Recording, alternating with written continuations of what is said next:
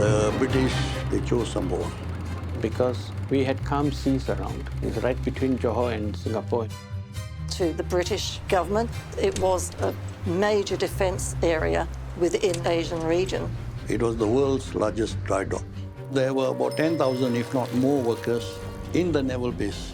Most of us in the Naval Base thought we were different from the rest of the island, as if Singapore was another country. Where we are living, everything is perfect.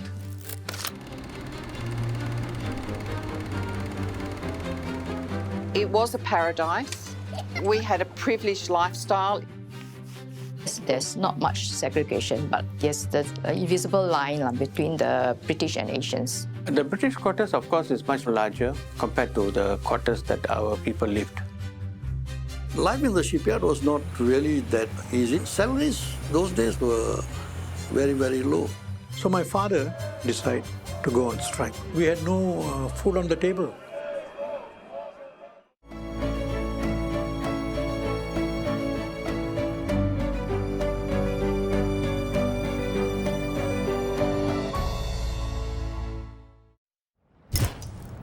Singapore, the official opening of the King George VI graving dock, that is Britain's £20 million naval base in the east. Sir Shenton Thomas, governor of the Strait Settlements, performed the opening ceremony, while many distinguished personages of east and west looked on.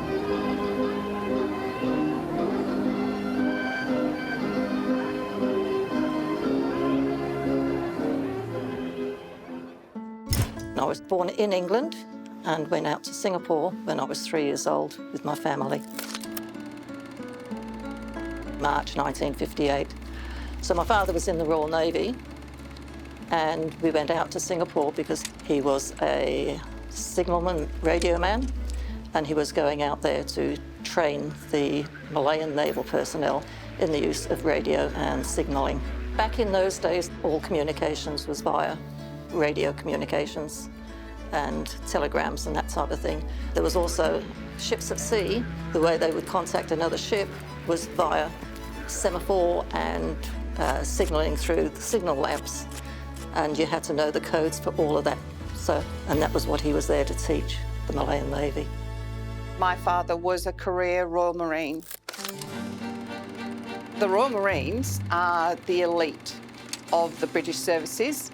They are known for their excellent amphibious skills. They sort of sit between the Army and the Navy. Twice I stood on the dock in the morning waiting for my father to come back from somewhere he had been. We didn't often know where he would go. We would never know when he was coming back.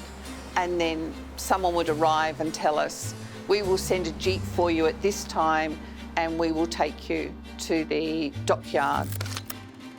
And it was amazing to see a warship come in, because we would see it coming into dock.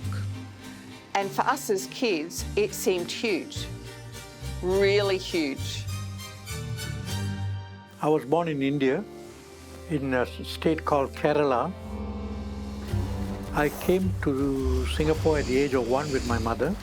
We were in a ship, took 7 days. My father worked for the British Navy. He was storekeeper, then he became a storehouseman. In the 1940s, it was easier to recruit people from India. At that time, the British needed 2 types of people. One, laborers who could do physical work, and the admin people. We've got some kind of education. Kerala has a very high literacy rate of more than 90%. There were quite a lot of Indians, and out of the Indians, the majority were the people from Kerala. In the percentage of 100, I would give about 90% is Malayalis in the 1960s. All were there working for the British Navy in the dockyard. Some work as riggers, welders. It was definitely the mini Kerala. There were not just Malayalis, but there were also other races, Chinese, Tamils, Punjabis. Everywhere you go, you know everybody. That's the beauty. If I go movie, 3/4 of them I know. Hey, this person is staying there, this person is there. My father basically came to Singapore after the war around 1946 from India to serve in the Naval Base police. They basically brought Sikhs out. A good 2 million over men of the so-called British Army were Indians. My father were doing sentry duties, control entrance, entry of movement of pedestrians, workers and so on. Make sure, salute the right office, senior officers as and when they pass before being rebuked. So my grandfather migrated from Andhra Pradesh, India. He came in 1930s. Since my grandfather was a doctor, the British employed him to come to Singapore to work in this Asian Naval Base hospital, Sembawang. My uncle and my father, they all worked in this hospital. The ships down at the naval base were mainly the aircraft carriers and the battleships. And to me, at that age, they were enormous. The dockyard was absolutely huge. And at the end of the shift, they used to sound the sirens.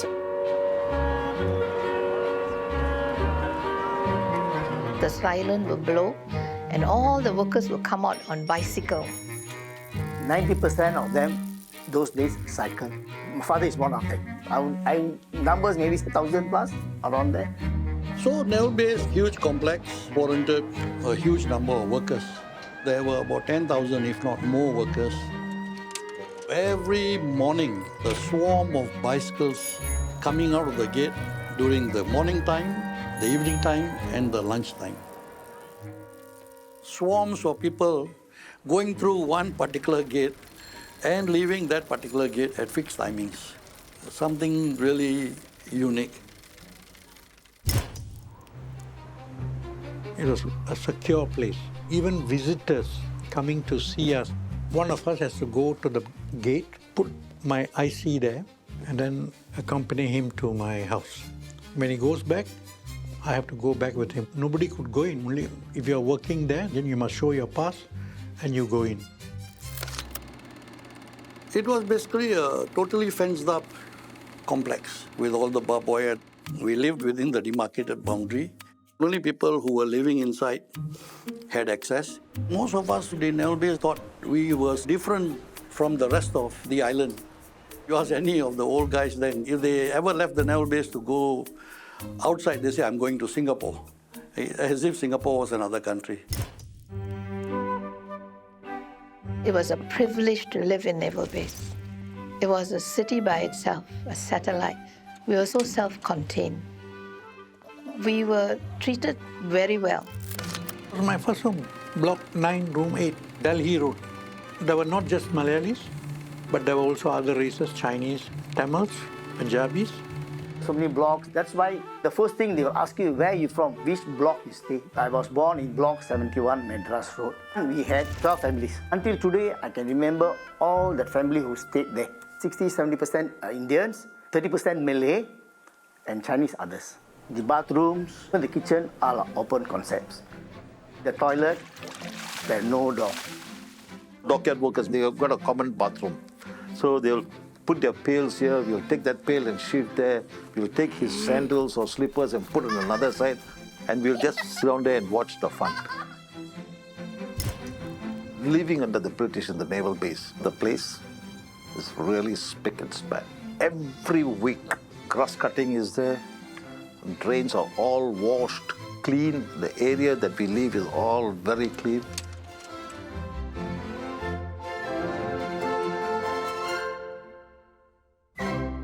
There was the Naval Base hospital. If you're sick, you see the doctors, you're given medicine, and it's also free.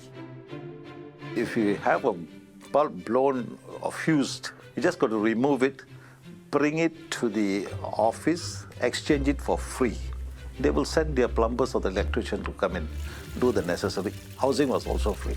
A family man, he just got to worry about putting food on the table for the family. Where we are living, everything is perfect.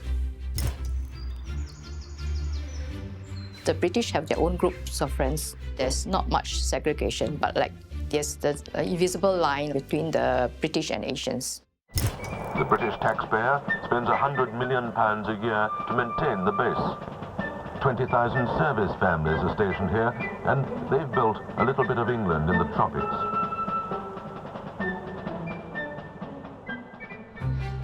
They created living arrangements based on race. The British had their own complexes, and then the Asians. Only the police had their barracks. The British, they had beautiful houses, black and white bungalows for the senior staff. There were lots of black and white houses, people that were in charge of the different departments within the dockyard. That's where they were housed.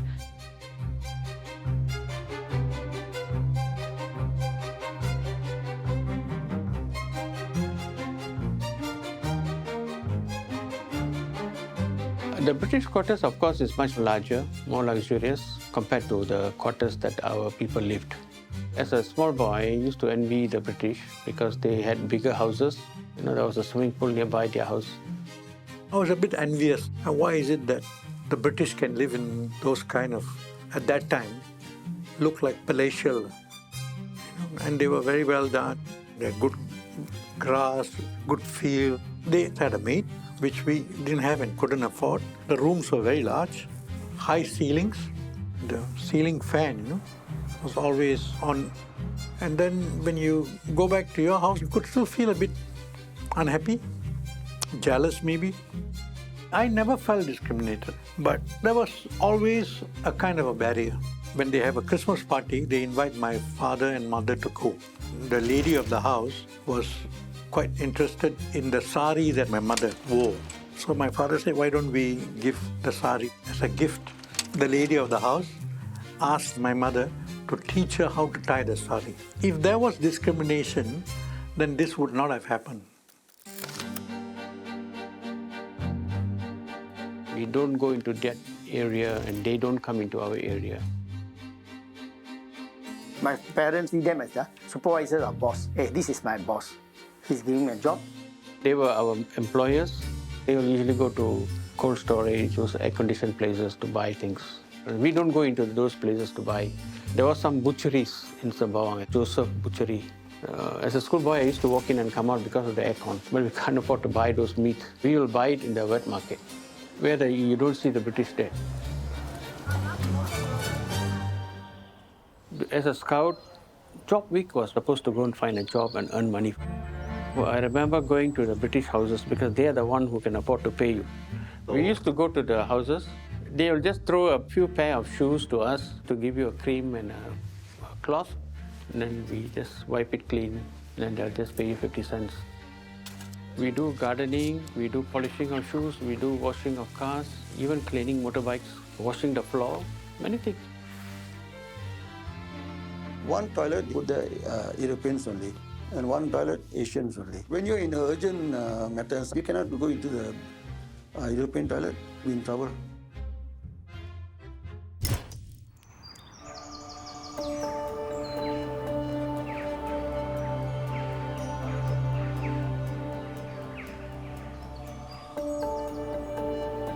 In 1962, after my dad was promoted to an officer, we had 3 British neighbors, 2 on the second floors and 1 next to us. We were on the ground floor. We were the only Malay family in that block. The British neighbor who lived above is not so friendly to us. I think he doesn't like children making noise, so whenever my brothers make a lot of noise, he would shout from his unit. My parents were also sort of afraid of the upstairs neighbor. Maybe because he's more senior. That was quite torturous, but we were lucky that he moved out not long after. British officers come only for 3 years. They go back to England when their contract ends. I don't think the British kept away from the locals because they feel that they are superior. I don't think, maybe they are not so used to Asians just yet.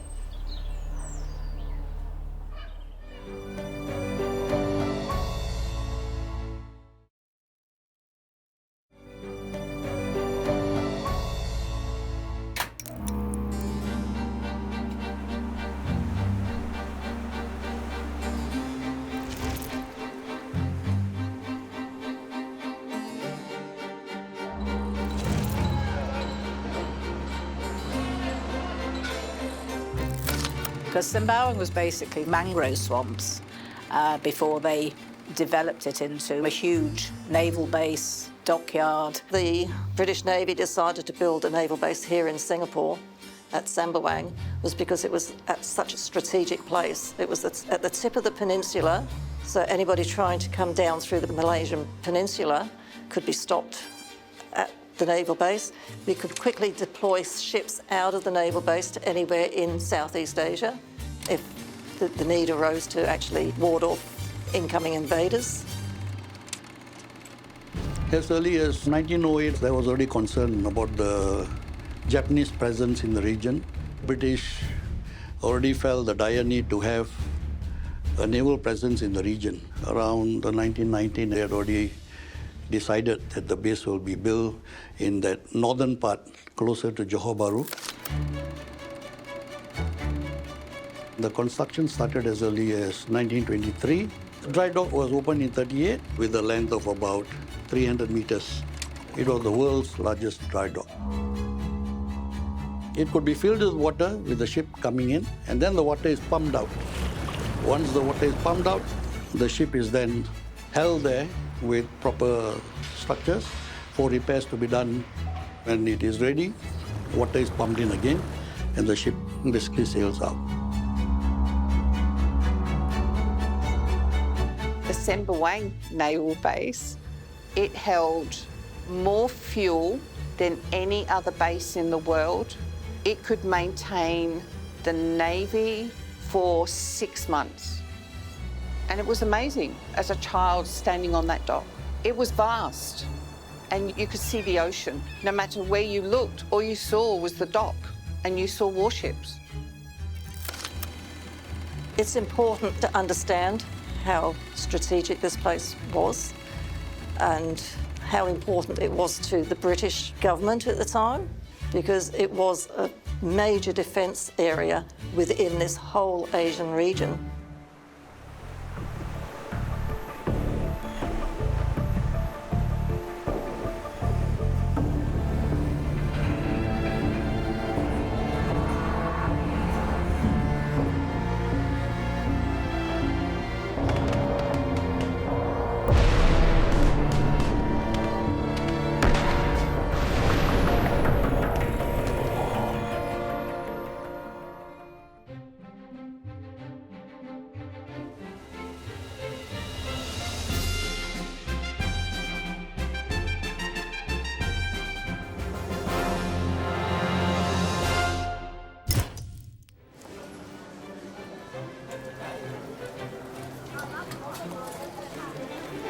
Naval Base was a self-contained kind of a town. Everything was there, shops were there, you can go to the theatre there. The only thing that we didn't have was a wet market. So the wet market, we had to walk to the Chongpang market. We had free bus service within the Naval Base. So you can just hop onto the bus and it goes round and round and round the whole day until about 9 p.m. or 10 p.m. every day. So the people were quite happy. They can come out to the market. The market is outside the Naval Base, where the kampong people will bring all the vegetables there to sell. We call it the Chompang Market. There's one stretch which is called the Jalan Kedai. You get everything, from a bakery to the laundry shop, eateries, the mill that grinds your chili powder, 2 barber shops. We don't need to go anywhere else to get anything. We used to go into Sembawang to Ban Singh, who was the shoemaker. He would just make all our shoes. All our shoes were handmade.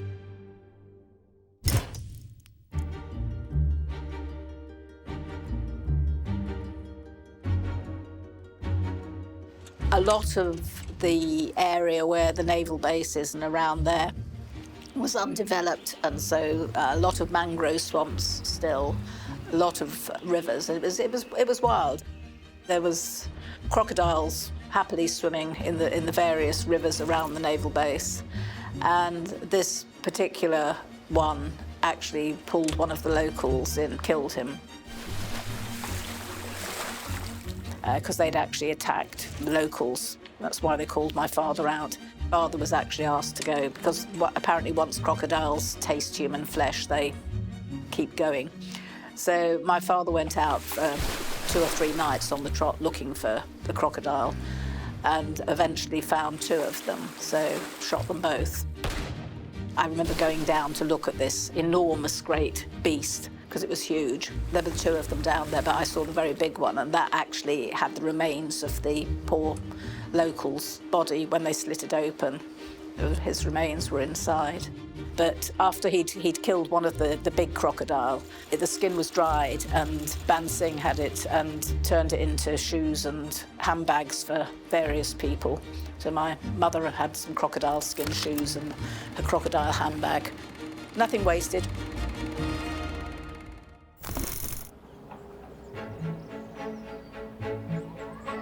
Within the naval base, it was very British. The style of the houses were very British. Everyone spoke English. Most people dressed in Western clothes. Whereas once you went outside the gate into Sembawang village, Chongpang village, there were more locals. The way of life was different. The buildings were very different from that outside. Outside, mostly the houses were wooden zinc roof. Unlike the one in quarters were all concrete.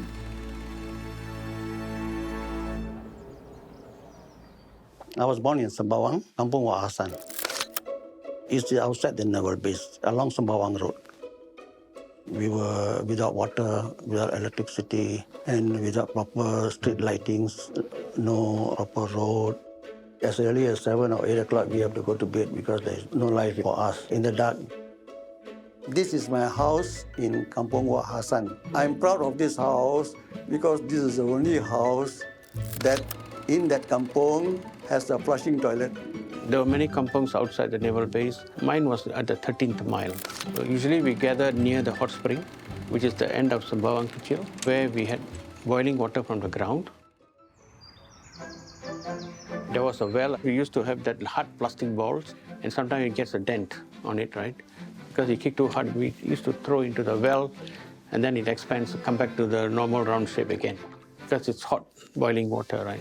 We used to have one standpipe, drinking water, no? And the other one will be about a kilometer away. If here is packed with people, you have to go 1 kilometer away, get fresh water. What I used to do is, these bicycles have this ball-bearing wheels thing. I made into 3 pairs and put wood on top of it. The biscuit things, I used to put 6 of them, and I would go and fetch water about 2 kilometers away in Lorong.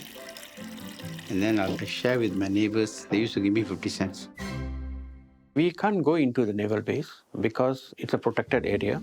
We, as outsiders, if we need to go into the gate, somebody have to come out and escort you in. Those who have ICs, they have to leave the IC behind and change for a temporary pass to go in.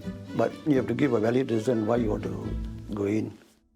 I look forward to go inside because I have to bring food for my father. I will wait for him at the main gate. He will come and collect the food. And sometimes he will allow me to sit and eat with my father by the side of the gate. My father is in this picture. I mean, he was the driver. And this is the place where I used to bring lunch to my father. You can see from the gate the ships.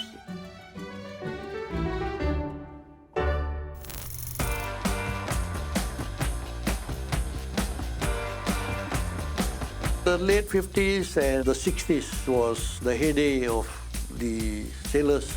A whole row of bars opened outside the naval base. There used to be brawls. They fight after a few drinks, which is quite common. And the guy taking off all his clothes and he's dancing and everybody pouring beer over him.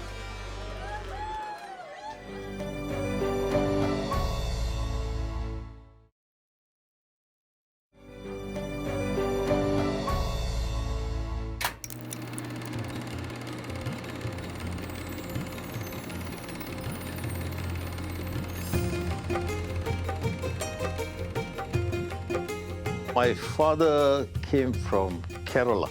He always liked to do this restaurant business, He came to the naval base and then he started a restaurant. Those days they call it a makan shop. And though he doesn't cook, he gets the right people to cook.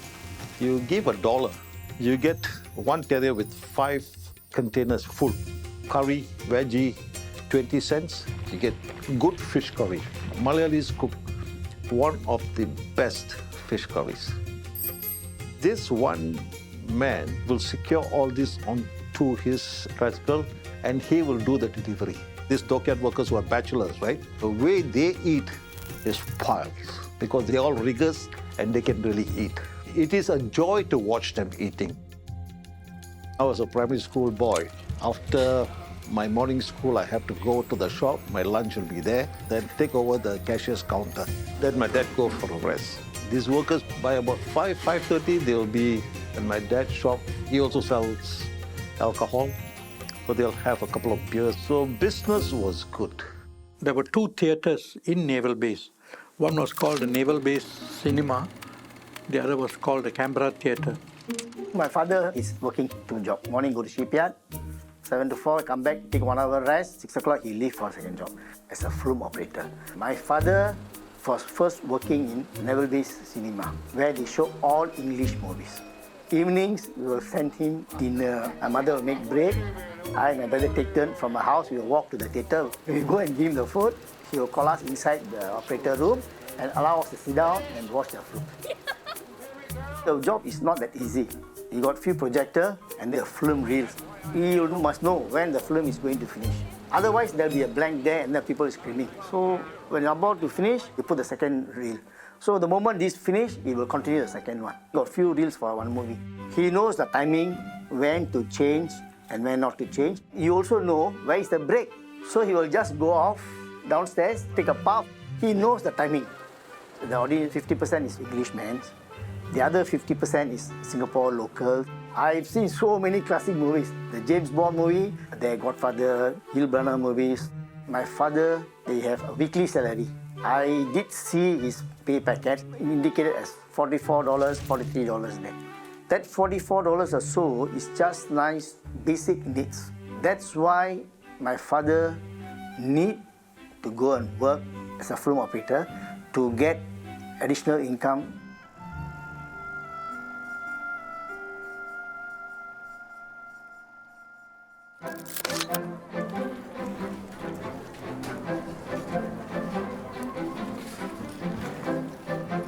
Every Naval Base employee on a Friday will go and collect their brown envelope where there is a salary. The salary is on Friday. When come Thursday, the place will be very dull, very quiet, because most of us should be workers, or most of them depending on the salary on Friday. Come Friday, after the salary, so lively, very lively, and the shops are crowded, people buying things, going for movies, everybody is happy. Then on that weekend, we'll have some good food. We Malayalis, we celebrate Onam. And those days with Indian sweets, murukku and all that, all homemade. So when my mother is preparing the flour, next door neighbors will come and join her. And everything is made by the tins. And on the actual day, it's all put on a tray and being served to all our neighbors. They have got one feast during Onam. That is served on a banana leaf with about 18 items. My mother and my grandmother, they cook. They dish up all the 18 dishes. From the curries to the achar or the pickles, the papadums is a must, and the desserts. Everything is placed on a banana leaf.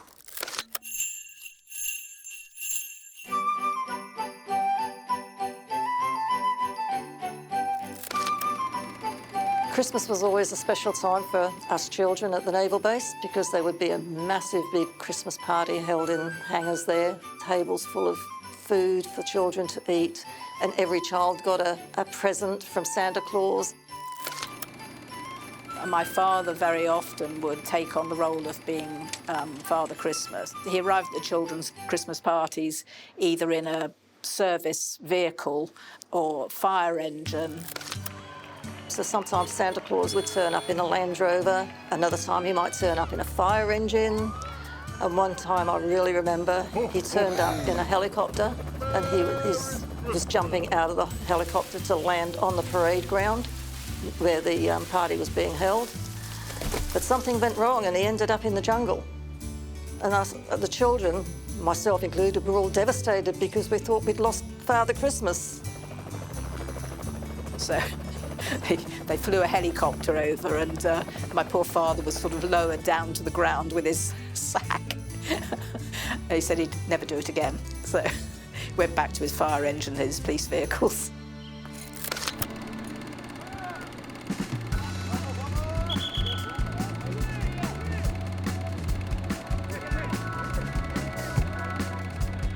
We have many footballers that came out from Sembawang. The British paid a lot of attention to their sports facilities. Whenever a ship came into the base for the R&R activities, they wanted to make sure that these guys get a chance to play games with the locals.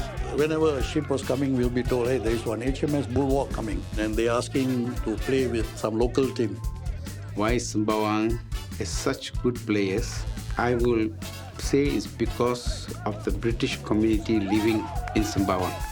Because our local will compete against them at Depot ground. We are local Singaporean boys, we play against the British. They are much bigger size than us, right?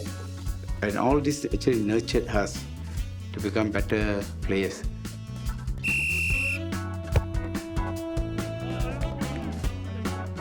Those players who came from Naval Base, right? They were of such high quality. These legends are Kwa Kim Song, Kwa Kim Lai, Kwa Kim Siak, the Kwa family,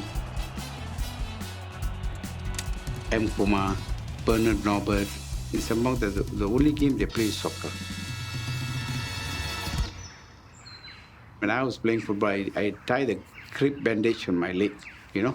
I don't have boots, and I used to play barefoot in a real competition. Only much later, they made it mandatory to have boots.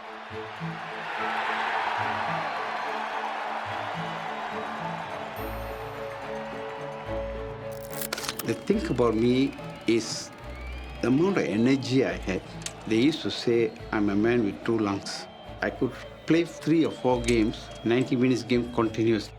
The big club took me in and put me under the tutelage of Uncle Chu Seng Kui. I played in the 1976 Malaysia Cup finals, and I also played in the 1977 Malaysia Cup season. We won the Malaysia Cup after 10 years. First time, this is what was unique. I had a lot of stamina. It's one of the greatest moments in my sporting life. Now and then when they played in the TV every year around the National Day, a small clip, 1977, the Malaysia Cup, the winning few seconds, my memories, you know, flooding back. This photo is a game we played in 1976 Malaysia Cup in Singapore National Stadium. In the first 5 minutes of the game, I scored the goal. After this game, everybody came to know about who I was. This was a goal actually it changed my life.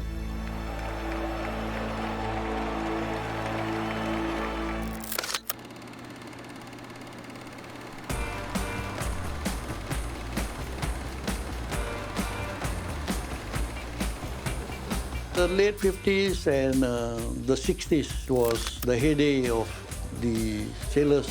The northern strip or the Sembawang strip was a very, very popular social gathering place of the sailors then.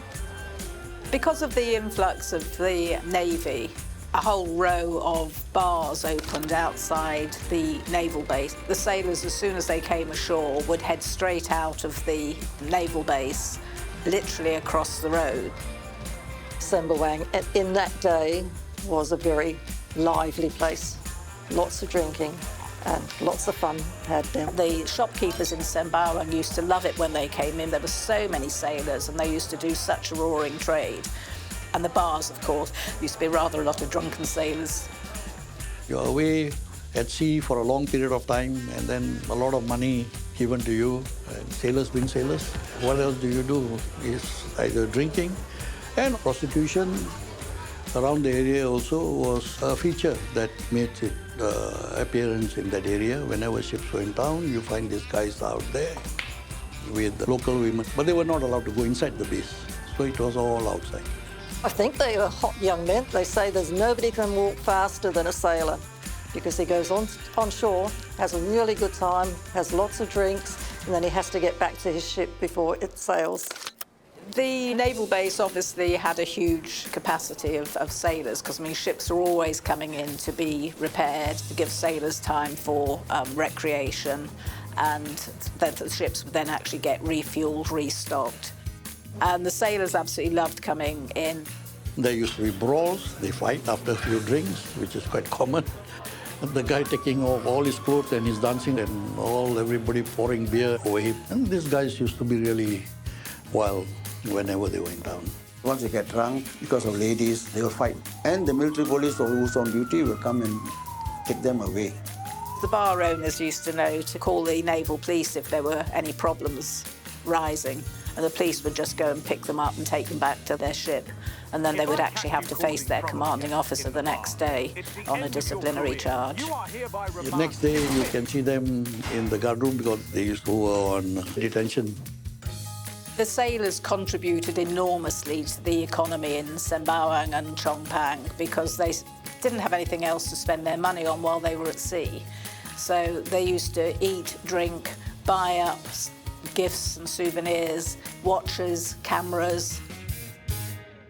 I was fortunate to actually date a Royal Marine. The bonus to going out with a Royal Marine as a teenager was we went out by taxi, we went to dinner at night, and we went to places like Boogie Street. It didn't cost us anything, we didn't have to pay. We mostly went out with boys from school. But when we went out with them, we met them in town. We paid for buses or taxis out of our own pocket. But Pete, who was the Royal Marine that I went out with, he just paid for everything because they had money. But in reality, he was probably only 4 or 5 years older than me. Oh, all the sailors were hot young men, as were the army men, but the Royal Marines were the best. They were the fittest, they were the most handsome. For me, you only had that one moment in time. That moment in time never comes again.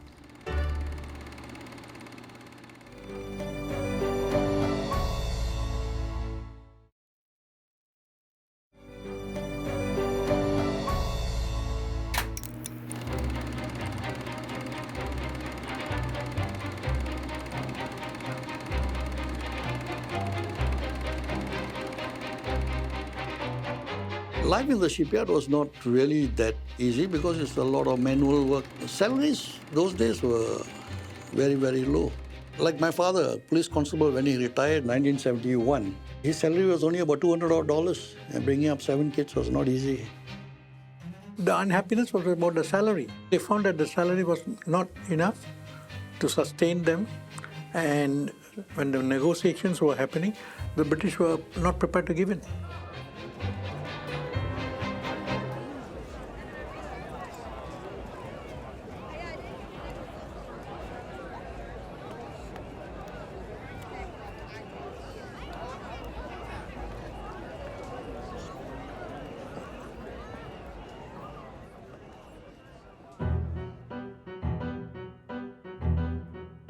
So my father and the Naval Base Labour Trade Union, they were negotiating with the British for increase in salaries. The British refused, and so the union decided to go on strike. It was one of the longest strikes. It lasted for a few weeks. When the strike goes on for such a long time, salaries are not paid. I mean, all 10,000 workers, bulk of them went on strike, and they refused to let others to come. These guys did not want to allow the buses and to go in, so a lot of clashes took place at the gates. I see them canvassing outside gate. When the workers went on strike, they were all standing outside the gate and hold banners demanding for more salary. I won't say work condition. They have a good life in Naval Base. They are given quarters, free light, free water. The rental is very cheap, only $5, $6. Probably the salary too low.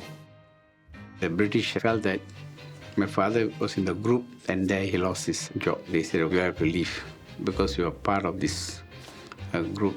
When the whole docket went on strike, only the British navies were doing all the dirty job. All the Asians were on strike. They were cleaning of the beans and clearing the beans. Those people who strike, booing at them for doing the job. First time in the history of the Naval Base that the sailors had to be activated to clear our rubbish and man all the essential services. It was that bad.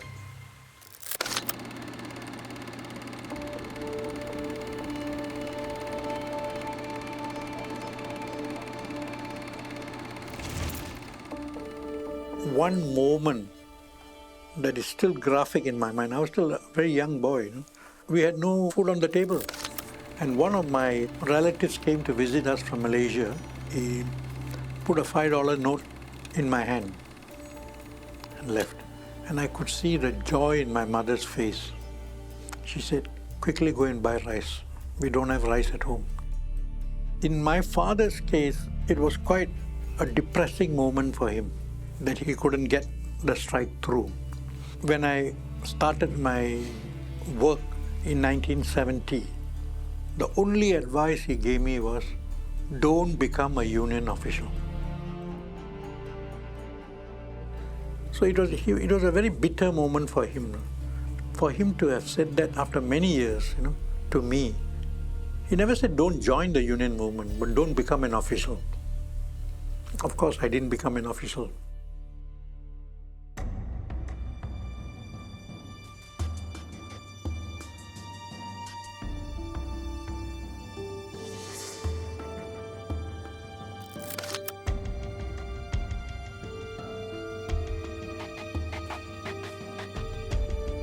The British in 1967, they gave indications that they're going to withdraw. And then in 1969, they brought the date forward, I think. And in 1971, they were gone. Britain decided to pull out not only from Singapore, but from other overseas bases. It cost them, I believe, about £70 million a year, which back in the 60s was a lot of money. And Britain was broke. Local people view the base with mixed feelings. If it were to close, 40,000 Singaporeans would be out of work. It provides a sixth of Singapore's income.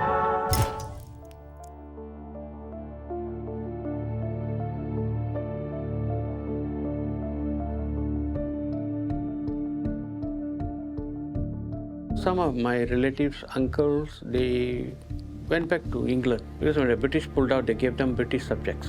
My father decided to stay back, so he continued to work for the department that he was working on. Counting about, say, 9,000 Malayalis, I think easily about 80% would have left because they have got their families back in Kerala. After slogging and all that for so many years, some would have just said, let's call it enough and go back.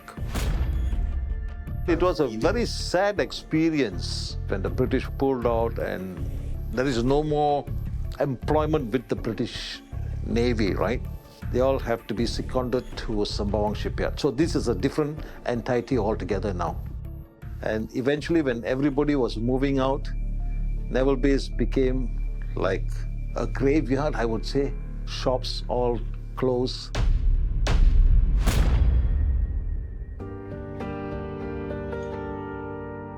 Once the British pulled out, we had to leave. We cannot occupy the grounds already. If you're not employed, you got to leave. So we left and went to Chongpang. We were very sad. You live there for 15, 16 years. You are emotionally connected to that place. And the surroundings, the swing, the slides, I was quite sad to change our lifestyle. I felt very sad when we have to move out and my dad applied for an HDB flat. When I first moved into an HDB flat, I couldn't get used to the space. It was like very constrained to my movement. I felt claustrophobic. Many of them were sad, but what choice do they have? They have to go. We were one of the last families living there. They came up and bulldozed all the area and made into the Sembawang flats. When I was driving around, I saw those excavators and those bulldozing. It was a tinge of sadness for me.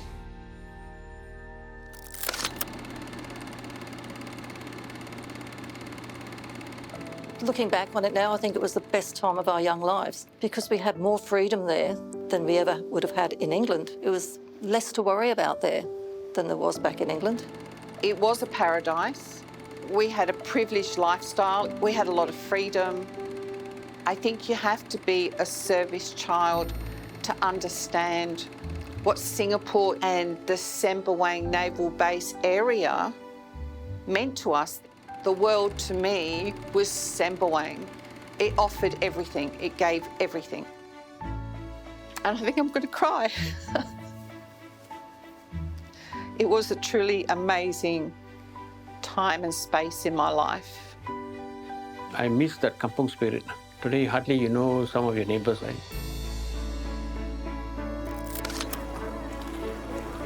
The one thing that came out of Singapore was the lifelong friendships. When we left Singapore, and we all left at different times, but we wrote letters no matter where you lived. So we've actually gone from writing a letter to just jumping on a plane and just turning up somewhere like this trip in Penang. There's 25 or 28 of us here for this week, and it's amazing. No place in Singapore will be like a naval base. No place. I bet my last dollar to that. You can never find another place like Naval Base.